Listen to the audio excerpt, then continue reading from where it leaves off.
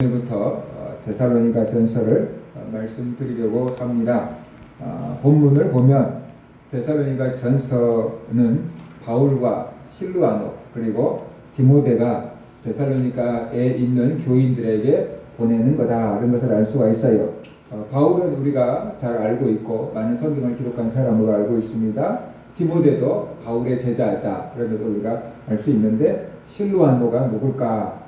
우리가 실루아노라는 이름은 별로 익숙하지 않습니다. 그런데 사도행전에는 실라라고, 바울과 실라, 감옥에 갇혀서도 하나님을 찬송하고 기도했던 바울과 실라 알잖아요. 그 실라를 여기서는 실루아노라고 이렇게 표현한 거다라고 이해를 하면은, 이 사람도 친숙한 사람이네, 그런 것을 우리가 알 수가 있어요.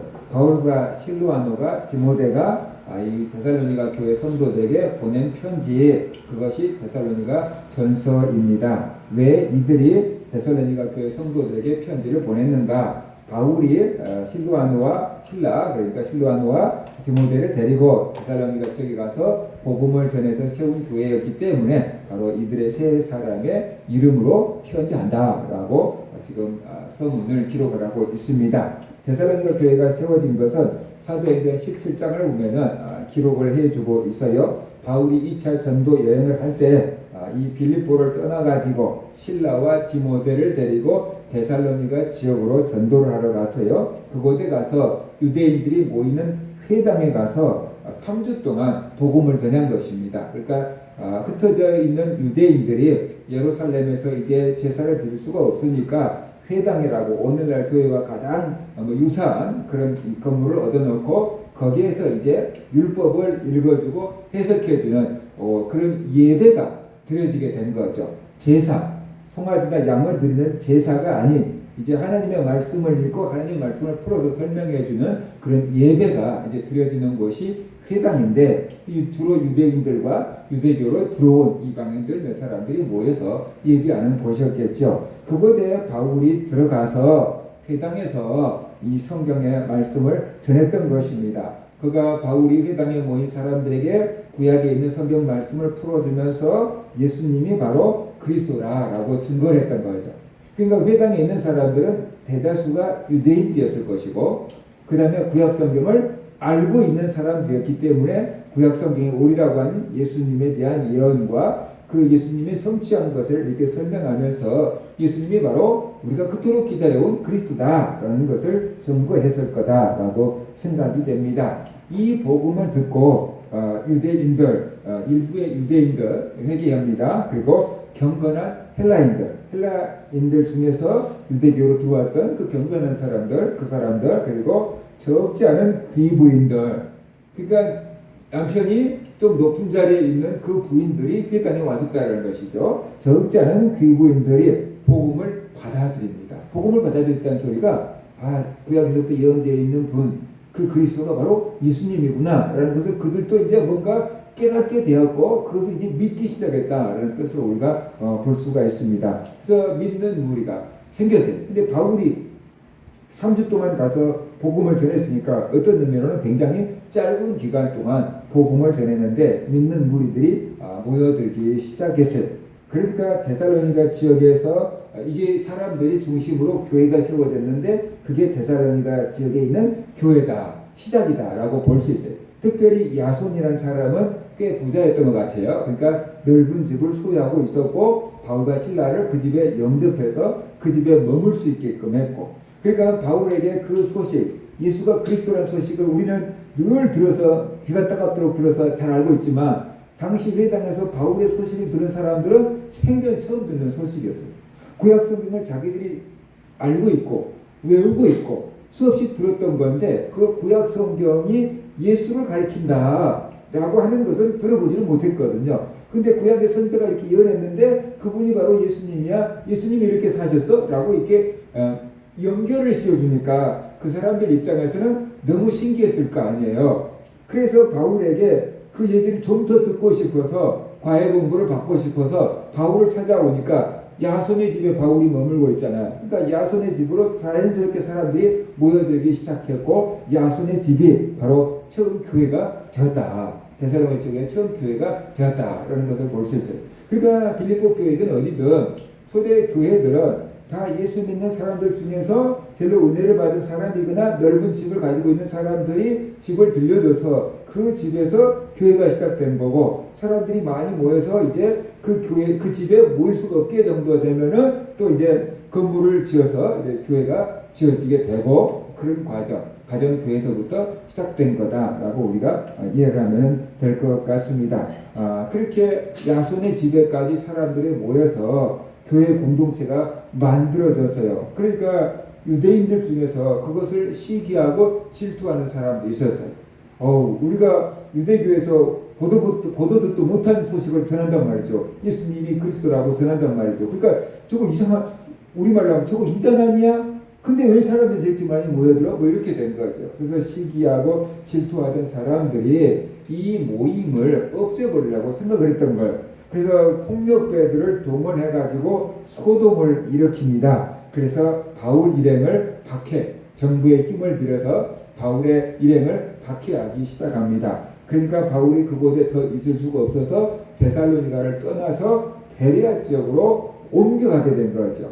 그러니까 데살로니가 지역에서 굉장히 핍박을 받았는데 베레아 지역에 가서 말씀을 전하니까 이 사람들이 진짜 바울의 말이 맞아? 그러면서 열심히 성경을 읽으면서 찾아보면서 진짜 그러네, 맞네, 뭐 이런 태도를 보인단 말이에요. 무조건 감정적으로 막 바울을 죽여라 막 배척하지 않고, 바울이 구약 성경에서 예언하신 분이 예수님이라고 그러는데 진짜 그런가 하고 성경을 막 찾아서 읽고 해석하고 막 연구하고 그러네, 이런 자세를 보이니까 바울 입장에서는 니네들 진짜 신사다, 그렇게 표현한 거죠. 베레아 지역에 있는 사람들은 참 신사 같다라고, 이렇게, 그래서 주의 말씀이 사실인지 자꾸만 상고한다라고 표현을 했던 거죠. 그 전에 데살로니가에서 워낙 심한 핍박을 받았으니까 이쪽에 오니까 분위기가 영 다른 거예요. 그래서 이 사람들은 진짜 신사적인 분위기구나라고 칭찬을 했던 것이다라고 볼 수 있습니다. 바울은 데살로니가 지역에서 3주 아주 짧은 기간 동안에 복음을 전했고요. 사람들이 말씀을 더 배우겠다고 몰려들었는데 핍박이 닥치니까 그곳에 있을 수 없고 다른 지역으로 옮겨갔거든요. 자, 그렇다고 한다면 이 선교사로 출발했던 바울의 마음이 어땠을까 생각해 보세요. 여기에서 바울의 말을 더 듣고자 하는 사람들이 있어요. 그죠? 목마른 사람들, 영적으로 목마른 사람들이 있어요. 더 가르쳐 주세요. 그리고 막 가르쳐 준 대로 막 쏙쏙 잘 받아 먹는 사람들이 있어요. 그러니까 바울 입장에서는 그곳에서 더 가르쳐 주고 싶었는데 핍박이 있고 교회를 막 흩어지게 하니까 어쩔 수 없이 다른 지역으로 가서 복음을 전하다가 보니까 이제 멀리 떨어진 거예요. 그럼에도 바울의 마음 한 구석에서는 데살로니가 교회에 대한 그 뭔가 안타까움, 그 어린 성도들을 두고 왔는데 믿음을 지키고 있을까? 잠깐 배웠는데 핍박이 있으니까 믿음을 버렸을까? 그런 것들이 늘 마음에 걸렸던 거죠. 야, 저거 내가 좀 더 있어서 가르쳤다면 안정되게 해놓고 왔을 텐데 저 정말 안정도 안 된 교회를 놔두고 내가 와버렸으니 걱정이 됐던 거죠. 그러다가 디모데를 통해서 데살로니가 교회 소식을 듣게 된 거예요. 디모데가 어떻게 그 소식을 들었는데 가서 보니까 우리가 있을 때처럼 열심히 예배하고 있고 기도하고 있고 말씀 듣고 있고 믿음 생활을 잘하고 있습니다. 걱정할 필요가 없습니다. 라고 이렇게 소식을 전해주게 된 거죠. 그러니까 바울은 노심초사, 교회가 없어져 버렸을까? 부흥됐을까? 얼마나 핍박을 받았을까? 또 잘못된 이단사들이 빠진 건 아닐까? 그런 여러 가지 걱정과 염려를 했는데 잘 성장하고 있다라는 소식을 들으니까 우리말로 하면 한숨 탁 걱정을 놓게 된 거죠. 너무 기쁘고 감사한 마음으로 이게 데살로니가 전서를 기록하게 된 거다라고 볼 수가 있어요. 그래서 데살로니가 전서와 후서는 박해를 받으면서도 믿음을 잘 지키고 있는 데살로니가 교회 성도들을 칭찬하고 격려하고 그들에게 못다 가르쳐준 복음을 전파해 주려고 이 편지를 쓰고 있는 거다라고 볼 수가 있어요. 그러니까 이 편지를 쓰고 있는 바울의 마음도 굉장히 가볍고 기쁘고 행복하고 감사한 마음 가운데서 쓰고 있는 거예요. 예를 들어서 저 교회에 막 이단이 들어오고 막 걱정거리가 많고 막 분쟁이 있고 막 그런 소식을 듣고 편지를 쓸 때는 바울의 마음도 굉장히 착잡하고 무거웠겠지요. 그런데 이렇게 잘 지내고 있다는 소식을 들으니까 바울도 너무 기쁘고 즐겁고 편지를 쓰면서도 아마 행복한 마음으로 편지를 썼을 것입니다. 바울과 실로아노 그리고 디모데는 데살로니가 교인의 이 교인들이 은혜와 평강이 있기를 축복을 하고 있어요. 오늘 본문에 보면은 그렇게 얘기하잖아요. 바울과 실로아노와 디모데는 하나님 아버지와 주 예수 그리스도 안에 있는 데살로니가인의 교회에 편지하노니 은혜와 평강이 너에게 있을지어다라고 지금 말하고 있어요. 그 편지를 쓰면서 서기하는 지금 인사말이에요. 우리도 편지를 쓸 때 안녕하십니까 라고 편지를 쓰는 것처럼 이렇게 인사말을 하고 있는 거죠. 당시 헬라 세계에서는 편지를 쓴 사람이 편지를 받게 될 사람한테 이게 안녕과 건강을 비는 그런 것이 관리였다라고 해요. 근데 바울은 거기에다가 그 인사말에다가 기독교적인 신앙의 핵심 두 가지를 딱 집어넣고 인사를 하고 있는데 그 하나가 뭡니까? 은혜. 그리고 또 하나가 평강이다. 은혜는 카리스.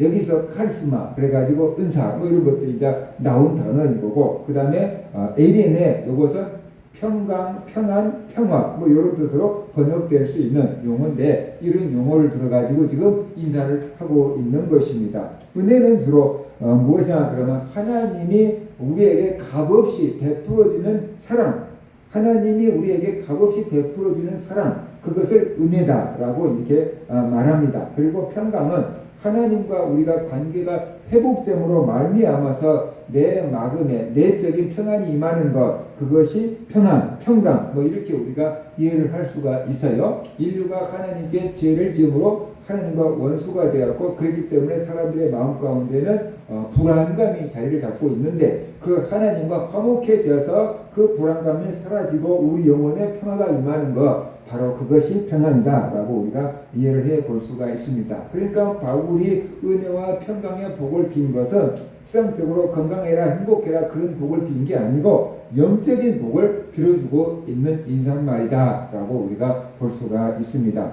그러면 은혜는 무엇인가? 은혜는 기독교 신앙의 핵심이다 라고 우리가 볼 수가 있어요. 기독교 신앙에서 은혜를 떼버리면은 이게 뭐라 그럴까? 속긴 강정처럼 된다라는 것입니다. 구원은 인간의 노력으로 받을 수 없다. 그것이 성경의 가르침입니다. 구원은 오직 하나님의 은혜로만 받을 수 있다. 너무 귀한 것이니까 사람이 힘으로 취할 수가 없고 하나님이 그냥 선물로 줘야지 받을 수 있는 것이 구원이다 라고 지금 말하고 있어요. 에베소 2장 8절 9절을 보면은 우리가 잘 알고 있는 성경 구절 그걸 이렇게 말하고 있어요. 너희는 그 은혜에 의하여 믿음으로 말미암아 구원을 받았으니 이것은 너희에게서 난 것이 아니요 하나님의 선물이라 그랬잖아요. 행위에서 난 것이 아니니 이는 누구든지 자랑하지 못하게 하려 함이라 라고 말하고 있습니다. 구원을 받기 위해서는 은혜가 필요하고 살아가기 위해서는 은혜가 필요합니다. 우리의 노력으로만 사는 거 아니고 하나님의 은혜로 사는 겁니다. 그런데 세상 사람들은 자기 노력으로 사는 줄 착각합니다. 성경엔 얘기하고 있잖아요. 하나님의 의인과 악인에게 똑같이 햇빛과 비를 내려주신다고. 그러니까 하나님이 햇빛과 비를 내려주시는 분도 하나님인데 사람들은 그것이 자연의 이치라고 생각하는 거예요. 그래서 은혜라고 생각하지 않고 당연한 거라고 생각하고 햇빛과 비를 받아서 내가 열심히 농사 지었으니까 내 노력으로 먹고 산다고 하는 거예요. 근데 내가 아무리 노력을 해도 하나님이 햇빛을 안 주고 비를 안 주면은 농작물이 자랄 수가 없고 우리가 먹고 살 수가 없게 되는 것이죠. 그러니까 우리는 전부 다 하나님의 은혜로 사는 거예요. 그런데 그것이 은혜라는 것을 깨닫고 있는 사람과 깨닫지 못한 사람이 있을 뿐이다. 기독교인들은 하나님의 은혜가 아니면 살 수 없다는 것을 깨닫고 고백하는 사람이 바로 기독교인이다 라고 우리가 볼 수가 있는 것입니다. 은혜 아니면 살아갈 수가 없네. 호흡마저도 다 주님의 것이니 그러잖아요. 어느 순간 내가 지독한 병에 걸려보면은 숨 쉬는 것조차도 마음대로 되지 않을 때는 이 숨 쉬는 것 자체가 하나님의 은혜다 라는 것을 알게 되는 거죠.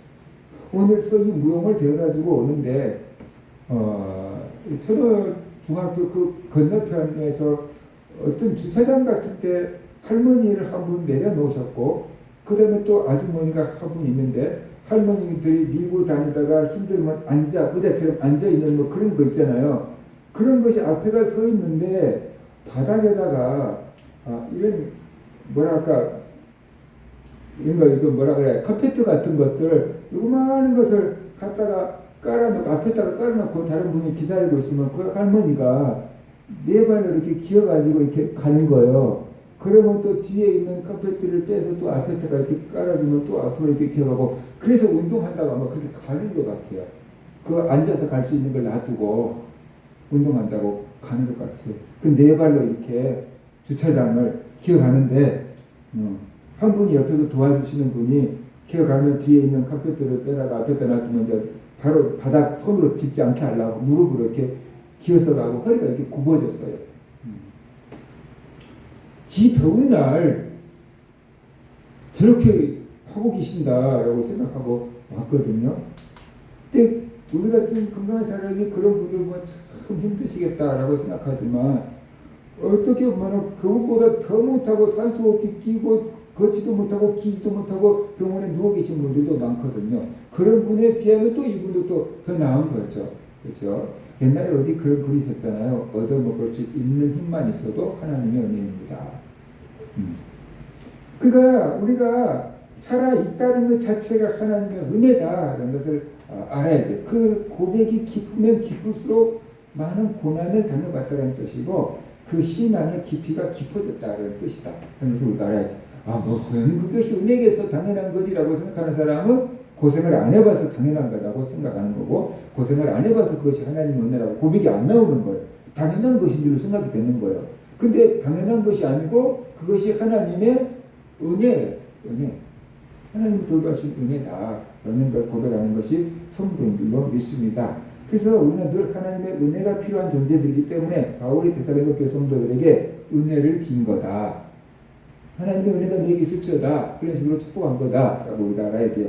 그럼 평강은 무엇인가? 조금 전에도 말씀드렸던 것처럼 사람이 하나님께 죄를 지었어요. 그러니까 하나님과 사람 사이가 원수가 되었고 담이 가로막혔어요. 그 결과가 뭐냐 그러면 하나님의 에덴 동산을 거느시는 소리를 듣고 아담과 하와가 무서워서 나무 사이에 숨어버린 거예요. 그전에는 하나님이 거느시는 소리를 들었다면 막 이래서 하나님 그러면서 달려나갔을 사람들이에요. 반갑게 맞이하러 갔을 사람들이에요. 근데 이제 죄를 짓고 나니까 하나님이 무서운 거예요. 하나님 형벌 받을 게 무섭고 죽는 게 무서운 거예요. 그래서 하나님의 낯을 피해서 숨는 거예요. 그래서 죄를 짓는 사람들은 어떻게 돼요? 빛을 싫어해서 어둠에 숨는다고 했잖아요. 예수님이 빛으로 왔는데 예수님께 안 나온다는 거잖아요. 그래서 하나님 앞에서 자꾸만 무서워서 피하게 되는 거예요. 그 속에는 뭐냐면 두려움이 있다는 거거든요. 하나님 앞에 나갈 때 두려움이 있었으니까 나가지 않고 자꾸만 딴 데로 뱅글뱅글 도는 것이 사람의 영적인 상태예요. 그런데 예수 그리스도가 십자가에서 우리 죄를 지고 대신 죽어주셨어요. 그래서 우리가 하나님 앞에 죄를 용서받게 되었고 하나님과 우리 사이가 화목해졌다라고 성경은 말씀을 해요. 죄의 담이 없어지고 우리와 하나님 사이가 화목해졌어요. 좋아졌어요. 그러니까 어떻게 돼요? 하나님을 두려워할 필요가 없잖아요. 그래서 내가 죄를 용서받고 나니까 어떻게 돼요? 마음에 평안이 임한 거예요.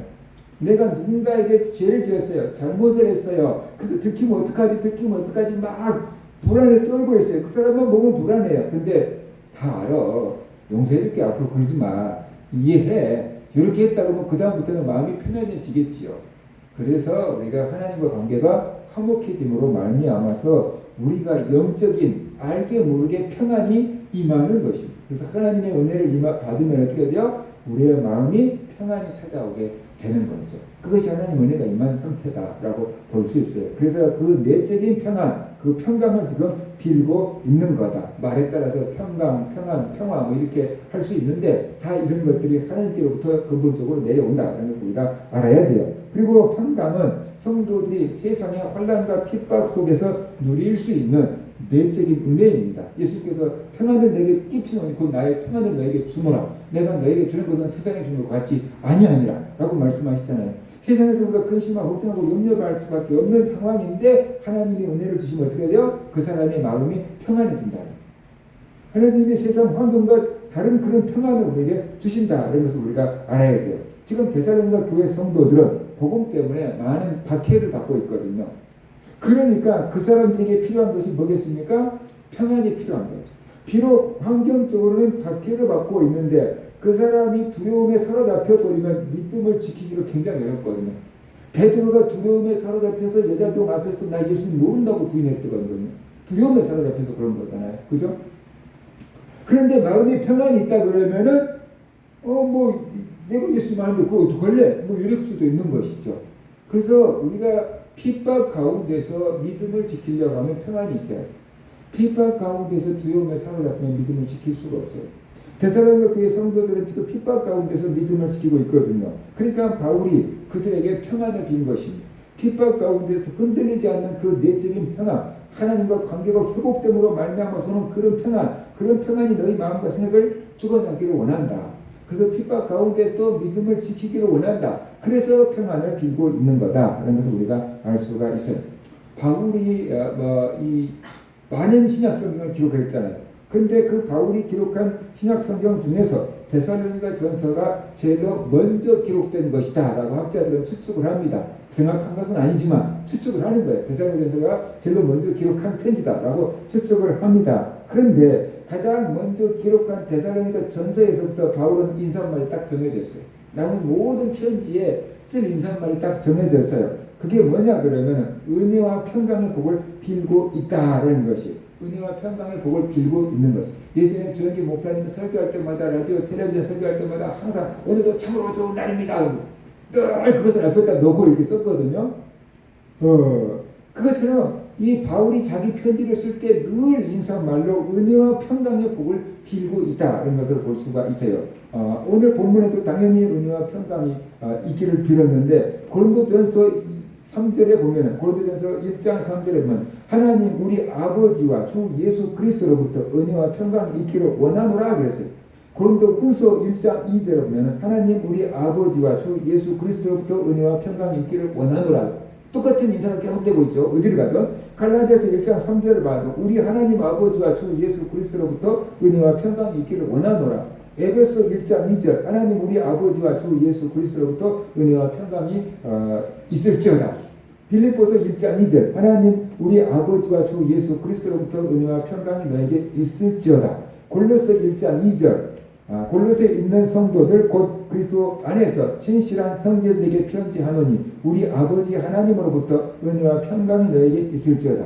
데살로니가후서 1장 2절 하나님 아버지와 주 예수 그리스도로부터 은혜와 평강이 너에게 있을지어다. 디모데전서 1장 2절 믿음 안에서 참 아들 된 디모데에게 편지하노니 하나님 아버지와 그리스도 예수 우리 주께로부터 은혜와 긍휼이라는 더 들어가세요. 긍휼과 평강이 너에게 있을지어다. 디모데후서 1장 2절 사랑하는 아들 디모데에게 편지하노니 하나님 아버지와 그리스도 예수 우리 주께로부터 은혜와 긍휼과 평강이 내게 있을지어다. 디모데전서 후서에는 긍휼이라는 말들이 하나씩 더 들어가 있어요.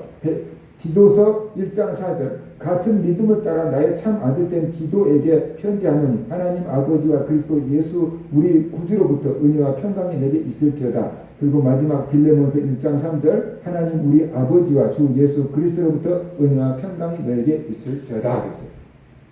바울이 히브리서를 제외한 모든 바울 서신에서 바울은 은혜와 평강의 복이 너에게 있을지어다 라는 인사말로 편지를 시작하고 있다는 것을 볼 수 있어요. 그러니까 바울은 편지를 쓸 때마다 교회 성도들에게 인사를 하는데 그 인사가 바로 은혜와 평강이 너에게 있을지어다 라는 걸로 시작한다.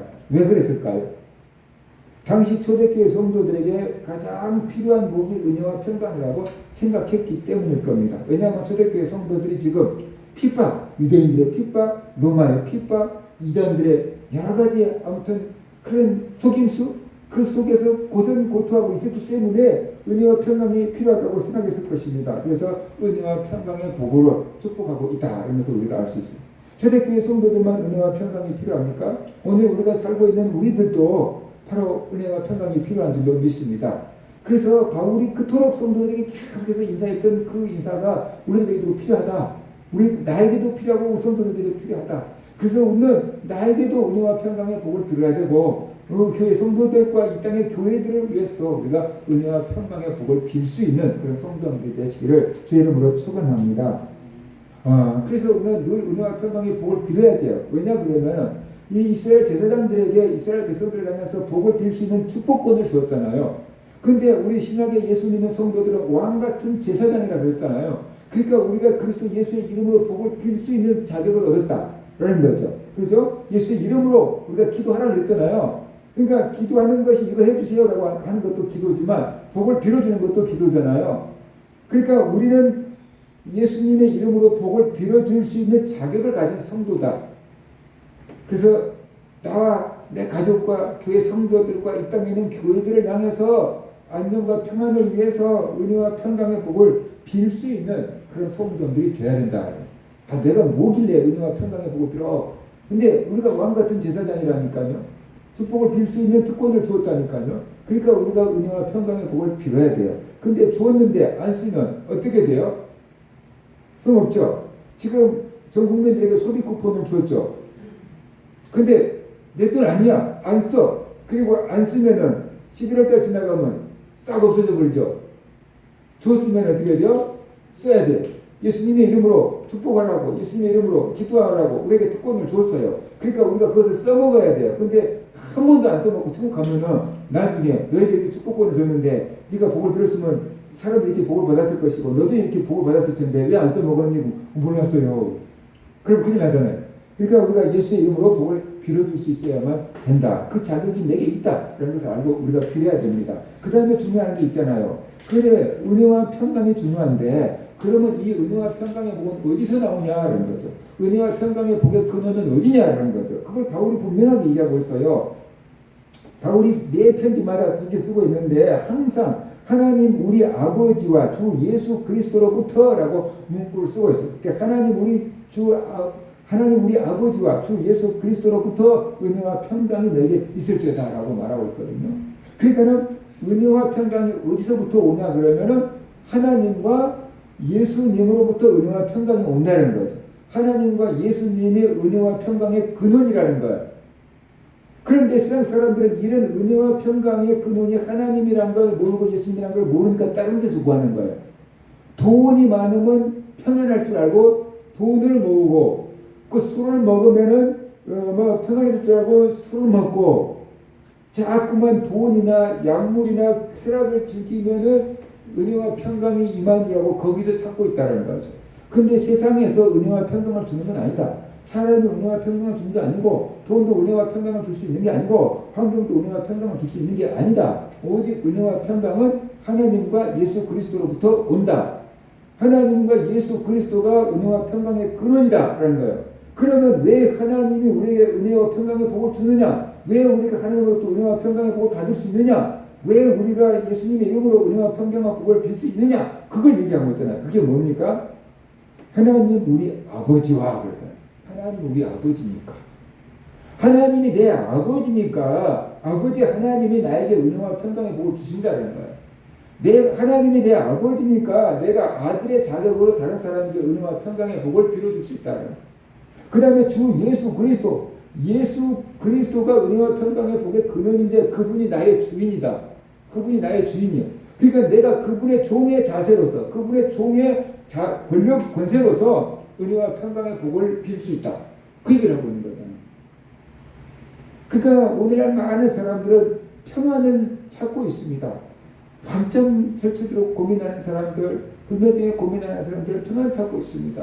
그런데 그 은혜와 평안이 어디서 오는지 모르니까 약물에서 찾고 돈에서 찾고 권력에서 찾고 그런 데 찾고 있다는 거예요.